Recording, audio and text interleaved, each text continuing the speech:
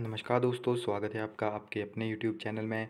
And guys, आज हम आपके लिए लेकर काफ़ी इम्पोर्टेंट टॉपिक आए हैं जो है आपके पास लाइट, जिसमें आपके पास ऑप्टिकल एक्टिविटी या जो ऑप्टिकल इंस्ट्रूमेंट्स हैं उनसे रिलेटेड जितने भी simple microscope, compound microscope, astronomic, उनकी मैग्नीफिकेशन पावर, उनकी फोकल लेंथ, आपके पास लेंसेज हो गए कनकेव, कन्वेक्स, तो उन सभी को हम आपके साथ यहाँ पे डिस्कस करेंगे। तो ये वीडियो काफ़ी लंबी है, सो इसको हम पार्ट्स में डिवाइड करेंगे क्योंकि तकरीबन 17 पेज की जो है आपके पास यहाँ पे PDF अवेलेबल है। तो इट मीन काफ़ी ज़्यादा सिलेबस जो है इसमें आपके पास है। ओके, तो बेसिकली अगर आप देखोगे तो जो हमारे पास लाइट है वो किसकी फॉर्म में होती है। Light is a form of energy which is propagate as a electromagnetic waves, जो कि आपके पास ट्रांसफर इन नेचर होती है। And in the spectrum of electromagnetic wave it lies between, और ये कहाँ से कहाँ तक होती है आपके पास ultraviolet to infrared region के बीच में, जिनकी वेवलेंथ जो है आपके पास 3900 एंगस्ट्रॉम टू 7800 एंगस्ट्रॉम होती है आपके पास इन ट्रांसफ़र होती है नेचर में। ओके, एंड जो वेव नेचर है ऑफ लाइट उसे आप एक्सप्लेन कर सकते हैं on a rectilinear propagation, reflection, refraction, interfraction, diffraction and polarisation से रिलेटेड। तो इनसे रिलेटेड ऑलवेज क्वेश्चन आते हैं आपके पास, एग्जांपल्स आते हैं, आपको बताना होता है किस चीज़ की एक्टिविटी है, तो वही हम आज आपके साथ यहाँ पे स्टडी करेंगे। ओके, एंड जो आपके पास फिनोमेना है, photo electric effect and Compton effect are not explain on the basic of wave nature. तो इसके लिए जो फिनोमेना है वो एक्सप्लेन हुआ था क्वांटम थ्योरी ऑफ लाइट, जो कि आपके पास एल्बर्ट आइंस्टाइन ने दी थी। ओके, तो इन्होंने थ्योरी दी थी, उसके बेसिस के ऊपर जो है इसको सारे के सारे को एक्सप्लेन किया गया है। तो क्वांटम थ्योरी क्या कहती है कि लाइट जो है आपके पास स्मॉल पैकेट ऑफ फोटोन में जो है ट्रैवल करती है। सो एनर्जी होती है उसके पास H/V। Okay, and it clearly behaviour of wave and particle. तो लाइट के पास दोनों नेचर होते हैं, बिहेवियर भी और sorry wave and particle nature होते हैं। ओके, एंड जो स्पीड ऑफ लाइट है वो फर्स्टली मेज़र की थी रोयमर ने। एंड जो लाइट थी वैक्यूम में एंड एयर में वो थी आपके पास 3 × 10⁸ एंड उसके बाद टर्म हमारे पास आती है रिफ्रैक्टिव इंडेक्स। तो रिफ्रैक्टिव इंडेक्स क्या होता है? सो ये आपके पास directly speed of light in vacuum and speed of light in medium, आप रिफ्लेक्टिव इंडेक्स इजली वे में निकाल सकते हैं। स्पीड ऑफ वैक्यूम आपके पास कांस्टेंट रहेगी, जितनी भी आपके पास मीडियम है उसके साथ आप डिवाइड करते हैं एंड आपके पास रिफ्लेक्टिव या रिफ्रैक्टिव इंडेक्स जो है आ जाता है। अब जो स्पीड ऑफ लाइट है वो डिफरेंट डिफरेंट मीडियम में डिफरेंट होती है। आपके पास रिफ्रैक्टिव इंडेक्स पूछ लिया जाता है एग्ज़ाम्स में।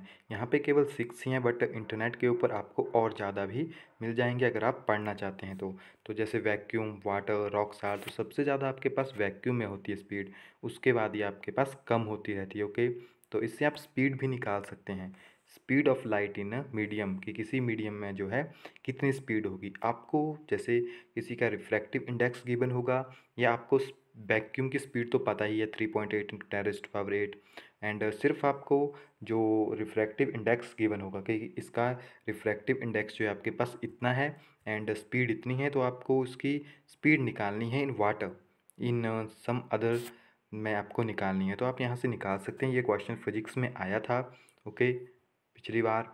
नेक्स्ट हमारे पास ये क्वेश्चन इससे काफ़ी टाइम पहले आया था एंड ये क्वेश्चन भी आए थे कि लाइट को कितना टाइम लगता है सन से अर्थ तक आने के लिए। तो it mean 8 minute 19 second and moon take 1.28 second to reach the earth, जो मून लाइट है। ओके, फिर बात आती है luminous and non luminous body की। तो ल्यूमिनस बॉडी वो होती है जो खुद अपनी, उनके पास खुद की लाइट होती है जो उसे एमिट करती है। First for example sun, star and electric bulb. Okay, and उसके बाद नॉन ल्यूमिनस जिनके पास अपनी लाइट नहीं होती है, फॉर एग्जांपल मून हो गया, फिर आपके पास जो चेयर, टेबल, बाकी आप किसे भी ले सकते हैं, तो इनके पास अपनी लाइट नहीं होती है।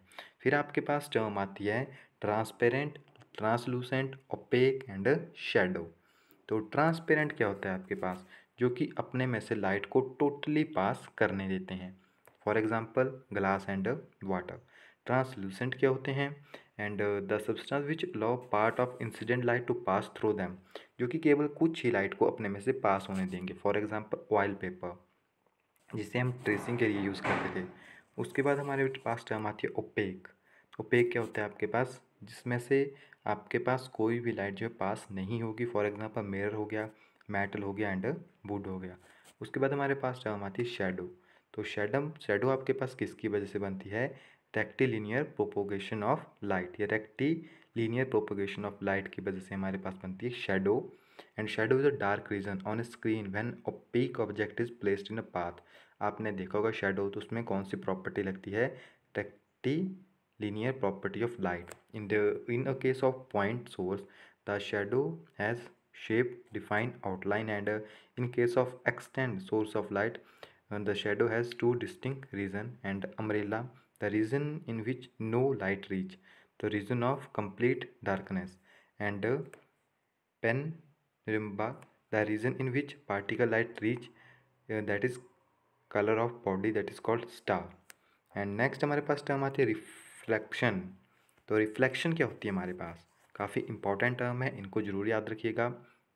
Light moving in one medium when fall on the surface of another medium and return back. तो यानी आपके पास लाइट किसी सरफेस का टकराएगी, फॉर एग्जांपल मिरर हो गया, एंड वो दूसरी तरफ बैक हो जाएगी, दैट इज़ कॉल्ड रिफ्लेक्शन, यानी रिफ्लेक्ट हो रही है। This phenomena is return back of light from one medium to another medium. Okay, and law of reflection, the incident ray reflected in normal. तो ये आपको ये रिप्रेजेंट करता है कि जो आपके पास इंसिडेंट रे है आई आर, एंड जो आपके पास रिफ्लेक्टिव रे है I R and incident ray. Okay, तो आई के साथ रिफ्लेक्टेड रे एंड नॉर्मल, ये सारे के सारे एक ही प्लेन में आपके पास लाई करेंगे। And angle of reflection is equal to, जो आपके पास एंगल ऑफ रिफ्लेक्शन है वो एंगल ऑफ इंसिडेंट, जो आपके पास यहाँ पे एंगल बनेगा वो इस एंगल के बराबर। अगर ये 40 है तो ये भी आपके पास 40 ही होगा। And reflection from plane mirror, तो ये काफ़ी इंपॉर्टेंट टर्म है, यहाँ से डायरेक्टली आपके पास क्वेश्चन आ जाते हैं। The image is virtual, lateral and inverted. जो आपके पास प्लेन मिरर में इमेज बनती है वो आपके पास वर्चुअल होती है, लेटरल होती है, इन्वर्टेड होती है। And the size of image is equal to that of subject, यानी 1 मीटर अगर किसी की हाइट है तो 1 मीटर ही प्लेन मिरर में आपको शो होगा। And the distance of mirror from the mirror is equal to the distance of object from the mirror. And जो आपके पास इमेज बनेगी, the distance of image from the mirror is equal to distance of the object, यानी जो आपके पास mirror बनेगी दूरी, जैसे यहाँ पे मिरर है आपके पास, कोई ऑब्जेक्ट यहाँ पे खड़ा है, तो जितना डिस्टेंस होगा आपके पास उसी के अकॉर्डिंग जो है आपके पास वहाँ पे उतने ही डिस्टेंस में इमेज जो है फॉर्म होगी। And if an object is moving, अगर कोई ऑब्जेक्ट जो है मूव कर रहा है और अवे फ्रॉम अ मिरर, यानी वो अवे जा रहा है मिरर के, and plane mirror with the speed v, and जो स्पीड है उसकी वो v है, then the image move toward और away with the speed 2v। जैसे मान लीजिए आप मिरर की तरफ मूव कर रहे हैं फास्ट स्पीड में v स्पीड से, तो जो मिरर है उसमें आपको इस तरफ को दिखाई देगा कि अब वो आपकी तरफ भाग रहा है, तो उसकी स्पीड जो है डबल आपको दिखाई देगी। Okay, and if plane mirror is rotated at angle theta, keep the incident ray fix, the reflected ray is rotated by an angle 2 theta.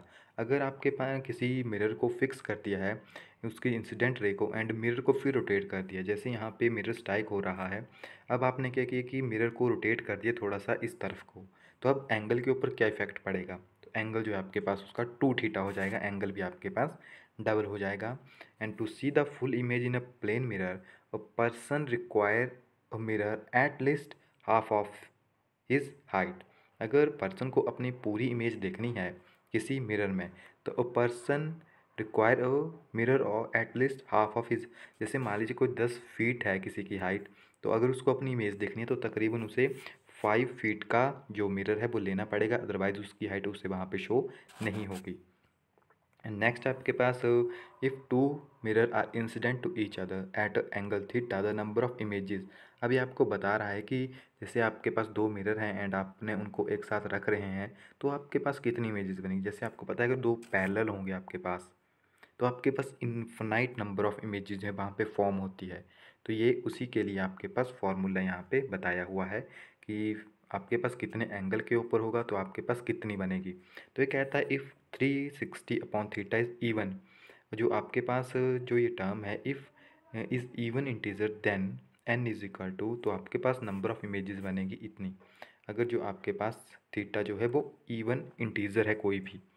And अगर आपके पास थीटा जो है ऑड है तो आपके पास if the object is symmetrically object place तो हमारे पास इतनी बनेगी। सो एन की वैल्यू अगर 360 अपॉन थीटा होगी। So if the object is not symmetrical placed, okay, and if 360 upon theta is fraction then n is equal to integral part. तो ये कुछ वैल्यूज़ है, जैसे आपने देखा होगा अगर आप किसी को परपेंडिकुलर रखते हो तो उसमें कितनी इमेजेस आपके पास बनती है, स्पेशली 3 इमेजेस वहाँ पे बनती है, ओके। एंड किसी को अगर पैरेलल रखते हो तो उसमें तकरीबन आपके पास इनफाइनाइट नंबर ऑफ इमेजेस बनती है। एंड नेक्स्ट अब आपके पास स्फेरिकल मिरर से रिलेटेड है, तो स्फेरिकल में आपके पास कनकेव एंड कन्वेक्स मिरर आता है। तो ये काफ़ी इंपॉर्टेंट टर्म्स है, ओके। तो कन्वेक्स एंड कनकेव मिरर जो है ऑलवेज यहाँ से क्वेश्चन आते हैं। पहले पहले इनसे रिलेटेड क्वेश्चन भी पूछे गए हैं, जो आपने अगर प्रीवियस एग्ज़ाम्स देखे होंगे तो वहाँ पे ये भी पूछ लिया जाता है कनकेव मिरर में किस टाइप की, जो आपके पास अगर पोजीशन जैसे एट इन्फानाइट के ऊपर है तो फोकस कहाँ पे होगा एंड इमेजेस किस तरह की बनेगी, आपके पास रियल बनेगी, इनवर्टेड बनेगी, यहाँ से क्वेश्चन आ जाता है। तो आपको इस टेबल का नॉलेज होना चाहिए, क्योंकि अगर आपको अपना जो टैट है वो 100% क्लियर करना है तो यहाँ से स्क्रीनशॉट ले लीजिए, अदरवाइज़ आपको बुक में भी ये मिल जाएगा, ओके। सो बात करते हैं कनकेव मिरर की, यूज़ भी पूछे जाते हैं। तो कनकेव केव रिप्रेजेंट दिस, कि आपके पास इस मिरर को हम कनकेव मिरर कहते हैं, कुछ ज़्यादा यहाँ पे हो गया, आप इस तरह से इसको कह सकते हैं कनकेव मिरर, ओके। ये आपके पास कनकेव मिरर हो गया। कन्वेक्स मिरर दिस मिरर, यहाँ पे लाइट स्ट्राइक होगी बाहर की तरफ। तो जो कनकेव मिरर है आपके पास उसे हम यूज़ करते हैं फॉर शेविंग ग्लास एंड जो आपके पास हेडलाइट ऑफ व्हीकल है, सर्च लाइट्स है, एंड जो आपके पास ऑप्थमोस्कोप है to examine ear sorry eye and ear nose by doctor and in solar cooker. तो ये जो आपके पास कनकेव मिरर है वो इन सभी में यूज़ होता है, फॉर सोलर कुकर में, ईयर आई नोज जो भी डेंटिस्ट हो गया आपके पास जो ईएनटी वाले हैं, फिर सर्च लाइट में, यानी जो आपके पास गाड़ियों की फ्रंट लाइट है, हेडलाइट जिसे हम कहते हैं, वहाँ सभी में आपके पास कनकेव मिरर जो है यूज़ होता है, ओके। आपको इनका यूज़ को पता होना चाहिए। एंड जो कन्वेक्स है वो स्पेशली आपके पास कहाँ पे यूज़ होता है, as a rear mirror of a vehicle, जो रेयर मिरर है, क्योंकि ये आपके पास कुछ इस टाइप में, आपने अगर गाड़ियों में देखा है तो फ्रंट मिरर जो बीच में से थोड़ा सा ऊपर होता है, उसका जो बीच वाला हिस्सा होता है, तो वो इसलिए होता है क्योंकि वो मैक्सिमम फील्ड को कवर करता है। एंड जो उसमें आपके पास इमेजेस बनती है वो होती है view and images form is always erect, आपने देखा होगा काफ़ी एरिया को वो कवर करता है। एंड सोडियम रिफ्लेक्टिव लैंप में भी इसका यूज़ किया जाता है, तो आपका इनका यूज़ का पता होना चाहिए कि concave mirror and concave convex mirror कहाँ पे यूज़ होता है। फिर टर्म आती है रिफ्रैक्शन। हमने रिफ्लेक्शन तो पढ़ लिया, अब रिफ्रैक्शन क्या होगा, यानी जब वाटर है हमारे पास तो जब लाइट वाटर के ऊपर पड़ती है तो कुछ जो है उसके अंदर भी जाती है, कुछ रिफ्लेक्ट भी हो सकती है। तो जब लाइट हमारे पास रेयर से डेंसर मीडियम के अंदर जाती है तो उसमें क्या क्या चेंजेस आते हैं, उसकी जो इंसिडेंट लाइट है वो किस तरफ को डिफ्लेक्ट हो रही है, उसको आप रिफ्रैक्शन कह सकते हैं, ओके। व्हेन लाइट जो है वन मीडियम से दूसरे मीडियम जो है ट्रैवल करती है, the phenomena of direction of propagation of light, जैसे यहाँ से लाइट गई एंड स्लाइड है आपके पास ग्लास स्लाइड, तो वो यहाँ से यहाँ पे एंटर होगी एंड दोबारा से इसकी तरफ चली जाएगी, यानी वहाँ पे उसकी डायरेक्शन चेंज हो रही है, ओके। सो यहाँ पे हम चलते हैं इसके लॉज के ऊपर directly. Incident ray, reflected ray, normal ray at incident point always lies in the same plane. तो लॉ ऑफ रिफ्लेक्शन आपको पहला यही बताता है कि जो आपके पास नॉर्मल है, इंसिडेंट रे है, रिफ्लेक्टेड रे है, सारी की सारी एक ही प्लेन में आपके पास ट्रैवल करेगी। फिर सेकंड लॉ है इसके पास स्नेल लॉ, जो आपको बताता है जो S I upon S R है, यानी sine I and sine R जो है आपके पास वो ऑलवेज कांस्टेंट होता है। It mean for a given colour of light the ratio of sine of angle of incident and angle of जो रिफ्लेक्शन है आपके पास, रिफ्लेक्शन है वो ऑलवेज कांस्टेंट होता है, यानी sine I upon sine R is equal to mu R, constant value आपके पास गिवन है। यहीं से आपके पास एब्सोल्यूट रिफ्रैक्टिव इंडेक्स का फार्मूला भी निकला है, speed of light upon speed of light in a medium, okay. तो ये टर्म आपके पास यहीं से निकली है। एंड नेक्स्ट यहाँ पे चलता है the refractive index of medium is different for different colours and the reflective index of medium decreases with increase the wavelength. जो आपके पास रिफ्रैक्टिव इंडेक्स है वो कम हो जाता है आपके पास अगर आप किसी लाइट की वेवलेंथ को इंक्रीज करते हैं। Hence refractive index of a medium is maximum. तो रिफ्रैक्शन जो आपके पास मैक्सिमम किसके लिए होगी, वायलेट कलर के लिए, ओके। एंड रेड कलर के लिए जो है आपके पास मिनिमम रिफ्रैक्शन होगी। इस चीज़ को नोट कर लीजिएगा, काफ़ी इंपॉर्टेंट टर्म है आपके पास। जो रिफ्रैक्शन है आपके पास वो किसके लिए ज़्यादा होती है, रिफ्रैक्शन जो है आपके पास ज़्यादा होगी फॉर वायलेट के लिए। क्यों, ओके। तो यहाँ से आप एक टर्म निकाल सकते हैं, जो रिफ्रैक्शन है आपके पास वो इन्वर्सली प्रोपोर्शनल है आपके पास वेवलेंथ के। जिसकी वेवलेंथ ज़्यादा होगी उसकी रिफ्रैक्शन जो है आपके पास कम हो जाएगी, ओके। तो इन्होंने यही कहा है आपके पास, hence reflective index of a medium is maximum for violet. अब आप अगर देखोगे तो वायलेट में जो आपके पास है वो मैक्सिमम रिफ्रैक्शन होगी। मैक्सिमम रिफ्रैक्शन क्यों होगी, तो उसका रीज़न हमने आपको बता दिया, क्योंकि उसकी वेवलेंथ जो है आपके पास कम है, और जो रिफ्लेक्टिव या रिफ्रैक्टिव इंडेक्स है मीडियम का वो डिक्रीज़ करता है वेवलेंथ के साथ। And the reflective index of a medium decreases with increase in the temperature. और ये टेम्परेचर के साथ भी इन्वर्सली प्रोपोर्शनल है, okay. And when a ray of light enter from one medium to another medium, its frequency and phase does not change but wavelength and its velocity change. जब आपके पास light जो है वो किसी मीडियम में enter कर रही है, ओके, किसी मीडियम में एंटर कर रही है, तो आपके पास क्या होगा, उसकी जो आपके पास फ्रिक्वेंसी है एंड फेस है, फ्रिक्वेंसी जो है उसकी आपके पास अनचेंज रहती है, अनचेंज रहती है। एंड जो उसकी आपके पास वेवलेंथ है एंड जो वेलोसिटी है डज नॉट चेंज। सॉरी, यहाँ पे थोड़ा सा मैंने उल्टा बोल दिया। When a ray of light enter from one medium to another, its frequency and phase does not change. नहीं, सही बोला है, ओके। तो जो फ्रिक्वेंसी है एंड जो फेस है वो डज नॉट चेंज, ओके। जो बट चेंज क्या होगा, बट वेवलेंथ, ओके। उसकी जो वेवलेंथ है आपके पास एंड वेलोसिटी है वो आपके पास चेंज होती है। ये क्वेश्चन आते हैं एग्ज़ाम में, इसीलिए मैं आपको इनको एक्सप्लेन करके डिटेल में बता रहा हूँ। एंड थोड़ी सी यहाँ पे इलुस्ट्रेशन है फॉर रिफ्लेक्शन की। अब क्वेश्चन आता है समटाइम कि ट्विंकलिंग ऑफ स्टार किसकी वजह से होती है, वो होती है आपके पास रिफ्रैक्शन की वजह से। बेंडिंग ऑफ लीनियर ऑब्जेक्ट, ये क्वेश्चन प्रीवियस में आया था कि आप जब पानी में किसी स्ट्रॉ को डालते हो तो आपको थोड़ा सा ऐसा दिखता है कि जो स्ट्रॉ है वो एक तरफ को थोड़ी सी तिरछी हो गई है, तो वो भी आपके पास रिफ्रैक्शन की वजह से होता है, okay. And over shape of sun in the morning and evening, आपने देखा होगा मॉर्निंग में आपको छोटा दिखाई देगा, शाम को काफ़ी बड़ा दिखाई देगा, तो वो भी आपके पास रिफ्रैक्शन की वजह से होता है। And one an object is in denser medium when see from a rare medium appear to a small distance.